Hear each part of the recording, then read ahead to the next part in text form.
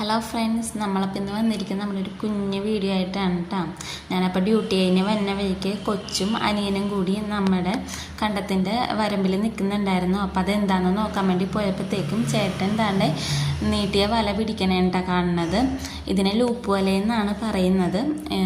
ഈ വല നീട്ടുന്നതും അതേപോലെ ഈ ലൂപ്പ് വലേനെ കുറിച്ചുള്ള ഡീറ്റെയിൽ ആയിട്ടുള്ള വീഡിയോ ഞാൻ ചെയ്യാട്ടോ. ഇപ്പം നമുക്ക് കിട്ടിയേക്കുന്നത് വല നീട്ടിയിട്ട് എടുക്കണതാണ്. അതായത് ഒരു ഏകദേശം 3 മണിക്കൂർ മുമ്പ് അല്ലെങ്കിൽ 4 മണിക്കൂർ മുമ്പ് വല കൊണ്ടുവന്ന് നമ്മൾ നീട്ടിയിടും.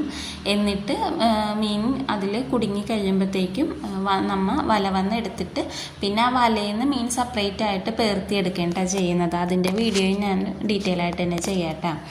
അപ്പോൾ അതാണ്ട് നമുക്ക് കാര്യമായിട്ട് മീനൊന്നും തന്നെ കിട്ടിയിട്ടില്ല കേട്ടോ. വലിയ മീനെന്ന് പറയാനായിട്ട് നമുക്ക് കിട്ടിയേക്കണത് ഒരു വലിയ കരിമീനും പിന്നെ 3-4 വലിയ കണമ്പും കൂടെ നമുക്ക് കിട്ടിയേക്കണത്. പിന്നെ നമുക്ക് കിട്ടിയിട്ടുള്ളത് ഒരു കുഞ്ഞു പള്ളത്തിയും അതേപോലെ തന്നെ കുഞ്ഞു പിലോപ്പി വേണ്ട കിട്ടിയേക്കണത്. ഇതിൻ്റെ ഇങ്ങനെയാണ് മീൻ വലയിൽ ഉടക്കി കിടക്കണത് കേട്ടോ.